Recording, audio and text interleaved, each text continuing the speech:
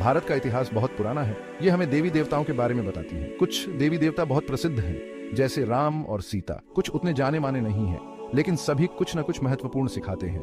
ये कम प्रसिद्ध देवी देवता छिपे हुए खजाने की तरह हैं। ये फिर से खोजे जाने का इंतजार कर रहे हैं। इनकी कहानियां हमें खुद को और अपने आसपास की दुनिया को समझने में मदद कर सकती हैं। आइए ऐसे ही कुछ भूले हुए देवी देवताओं की कहानियों को जानें। सोचिए, आप एक घने जंगल से गुजर रहे हैं। अचानक आपको एक पुराना टूटा फूटा मंदिर दिखता है। पत्थरों पर काई जमी हुई है, हवा में जंगली फूलों और गीली मिट्टी की खुशबू है। यहीं आपको अरण्यानी की मौजूदगी महसूस हो सकती है। अरण्यानी जंगलों और वीरानों की देवी है। जंगल में रहने वाले सभी जीवों की रक्षा करती है। इनकी कहानी हमें प्रकृति के महत्व की याद दिलाती है। ये बताती है कि हमें अपने पर्यावरण का सम्मान करना चाहिए और उसकी रक्षा करनी चाहिए। अरण्यानी बड़े बड़े मंदिरों में नहीं मिलती। वो सरसराते पत्तों में, झींगुरों की आवाज में और जंगल की धाराओं के शोर में रहती है। वो प्रकृति का ही एक हिस्सा है। उनकी उपस्थिति हमें याद दिलाती है कि जंगल डरने की जगह नहीं, बल्कि सम्मान करने की जगह है। उन्हें अक्सर फूलों और पत्तियों से सजी एक खूबसूरत महिला के रूप में दिखाया जाता है। जानवर उनके साथी हैं। वो उनकी भाषा समझती हैं और उन्हें नुकसान से बचाती हैं। वो जंगली और सभ्य दुनिया के बीच संतुलन है। आज की दुनिया में जहां क्लाइमेट चेंज और जंगलों की कटाई की समस्या है, अरण्यानी का संदेश पहले से कहीं ज्यादा महत्वपूर्ण है। वो हमें याद दिलाती है कि हम प्रकृति से अलग नहीं हैं, बल्कि उसका ही एक हिस्सा है। हमारे एक्शंस का असर प्रकृति के नाजुक संतुलन पर पड़ता है। अरण्यानी की कहानी हमें अपने जंगलों की रक्षा करने के लिए प्रेरित करती है। ये हमें प्रकृति के साथ तालमेल बिठाकर जीना सिखाती है। हमें याद रखना चाहिए कि हमारा भला हमारे ग्रह के भले से जुड़ा है। निरति परछाइयों को अपनाना। सभी देवी देवता दयालु और सुख देने वाले नहीं होते। कुछ जीवन के अंधेरे पहलुओं, हमारे सामने आने वाली चुनौतियों को दर्शाते हैं। ऐसी ही एक देवी है निरति, जो दुर्भाग्य और अराजकता की देवी है। निरति को अक्सर एक भयानक देवी के रूप में दिखाया जाता है, लेकिन उनकी कहानी हमें डराने के लिए नहीं है, बल्कि वो उन बाधाओं और कठिनाइयों का प्रतिनिधित्व करती हैं जो जीवन का हिस्सा है। वो हमें याद दिलाती हैं कि जीवन हमेशा आसान नहीं होता।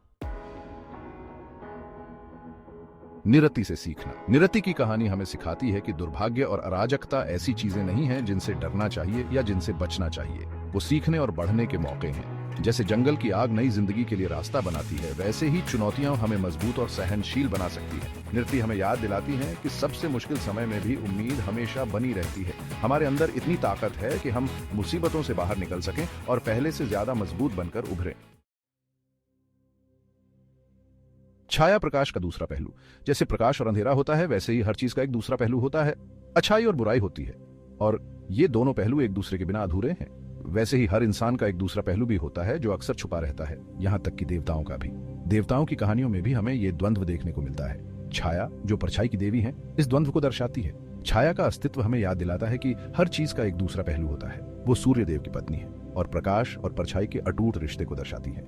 सूर्य और छाया का संबंध हमें सिखाता है कि प्रकाश और अंधकार एक दूसरे के पूरक हैं। छाया की कहानी हमें याद दिलाती है कि हम सभी का एक दूसरा पहलू भी होता है, जो हमारे व्यक्तित्व का हिस्सा है। खुद के वो पहलू जो हमें पसंद नहीं होते या जिन्हें हम स्वीकार नहीं करना चाहते। ये पहलू हमारे व्यक्तित्व का हिस्सा होते हैं और हमें संपूर्ण बनाते हैं। लेकिन ये दूसरे पहलू भी उतने ही हमारे हैं जितने कि हमारे अच्छे पहलू। हमें अपने सभी पहलुओं को स्वीकार करना चाहिए, क्योंकि यही हमें संपूर्ण बनाते हैं। छाया की कहानी हमें यह सिखाती है कि हमें अपने सभी पहलुओं को अपनाना चाहिए, चाहे वो अच्छे हों या बुरे।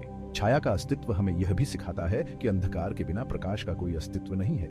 हमें अपने जीवन में दोनों पहलुओं को संतुलित करना चाहिए। छाया की कहानी हमें यह भी सिखाती है कि हमें अपने जीवन में संतुलन बनाए रखना चाहिए। प्रकाश और अंधकार, अच्छाई और बुराई, दोनों ही हमारे जीवन का हिस्सा है और हमें इन्हें संतुलित करना चाहिए। छाया की कहानी हमें आत्म स्वीकृति और संतुलन का महत्व सिखाती है। हमें अपने सभी पहलुओं को अपनाना चाहिए और अपने जीवन में संतुलन बनाए रखना चाहिए। यही जीवन का असली सार है। आज के समय में छाया की प्रासंगिकता। आज की दुनिया में जहां हर कोई परफेक्शन और पॉजिटिव रहने पर ध्यान देता है, वहां छाया की कहानी हमें खुद को पूरी तरह से अपनाने की याद दिलाती है। अपने दूसरे पहलू को नकारने से उसे और ताकत मिलती है। असली आत्म स्वीकृति तब मिलती है जब हम खुद के सभी पहलुओं को स्वीकार करते हैं। छाया हमें सिखाती है कि हमारे दूसरे पहलू में भी सीखने लायक बहुत कुछ होता है। अपने दूसरे पहलू को समझकर हम ज्यादा दयालु और समझदार इंसान बन सकते हैं। त्वष्टा, दिव्य शिल्पकार। हिंदू मान्यताओं में दुनिया को बस ऐसे ही नहीं बनाया गया है, इसे सोच समझकर कुशलता से बनाया गया है। दिव्य शिल्पकार त्वष्टा इस रचनात्मक शक्ति को दर्शाते हैं। वो ब्रह्मांड के वास्तुकार हैं, दिव्य हथियारों और औजारों के निर्माता हैं।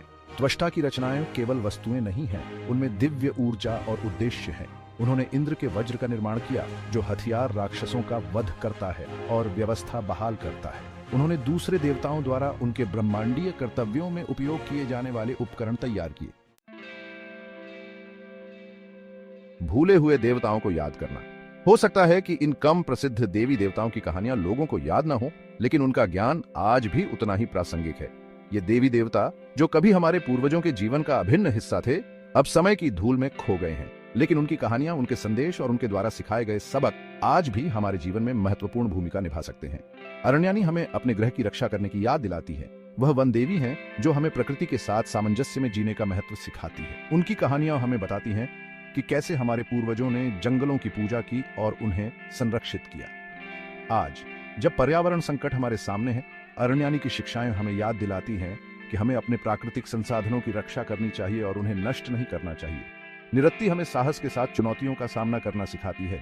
वह अंधकार और विनाश की देवी है, लेकिन उनके संदेश में एक गहरा अर्थ छिपा है। निरत्ती हमें सिखाती है कि जीवन में आने वाली कठिनाइयों और चुनौतियों का सामना कैसे करना चाहिए। उनके द्वारा सिखाए गए सबक हमें बताते हैं कि कैसे हम अपने भीतर की ताकत को पहचान सकते हैं और अपने डर को जीत सकते हैं। छाया हमें खुद को पूरी तरह से अपनाने के लिए कहती है। वह छाया और अंधकार की देवी है जो हमें सिखाती है कि हमें अपने सभी पहलुओं को स्वीकार करना चाहिए, चाहे वे अच्छे हों या बुरे। छाया की कहानियां हमें बताती हैं कि कैसे हमें अपने भीतर की छाया को गले लगाना चाहिए और उसे अपने जीवन का हिस्सा बनाना चाहिए। यह हमें आत्म स्वीकृति और आत्म प्रेम का महत्व सिखाता है। और त्वष्टा हमें अपने अंदर की रचनात्मक चिंगारी का सम्मान करना सिखाती है। वह निर्माण और सृजन के देवता हैं जो हमें सिखाते हैं कि कैसे हम अपने भीतर की रचनात्मकता को पहचान सकते हैं और उसे प्रकट कर सकते हैं। त्वष्टा की कहानियां हमें बताती हैं कि कैसे हमारे पूर्वजों ने कला और शिल्प के माध्यम से अपनी रचनात्मकता को व्यक्त किया और उसे संरक्षित किया। इन भूले हुए देवी देवताओं को याद करके हम उनकी कहानियों को जीवित रखते हैं। उनकी कहानियां हमें हमारे अतीत से जोड़ती हैं और हमें यह याद दिलाती हैं कि हमारे पूर्वजों ने हमें क्या सिखाया। यह हमें हमारे सांस्कृतिक धरोहर की याद दिलाता है और हमें गर्व महसूस कराता है। उनकी कहानियां हमें आधुनिक दुनिया की जटिलताओं से जूझने के लिए मार्गदर्शन और प्रेरणा देती हैं। जब हम इन कहानियों को सुनते हैं तो हमें यह महसूस होता है कि हमारे पास उन समस्याओं का समाधान है जो हम आज सामना कर रहे हैं। यह हमें यह भी सिखाता है कि कैसे हम अपने जीवन में संतुलन और सामंजस्य बना सकते हैं। वो हमें याद दिलाती हैं कि अतीत का ज्ञान हमारे वर्तमान को रोशन कर सकता है और हमें एक उज्ज्वल भविष्य की ओर ले जा सकता है। जब हम इन भूले हुए देवी देवताओं की कहानियों को याद करते हैं तो हम अपने भीतर की शक्ति और ज्ञान को पहचानते हैं। यह हमें प्रेरित करता है कि हम अपने जीवन में सकारात्मक बदलाव लाएं और एक बेहतर दुनिया का निर्माण करें।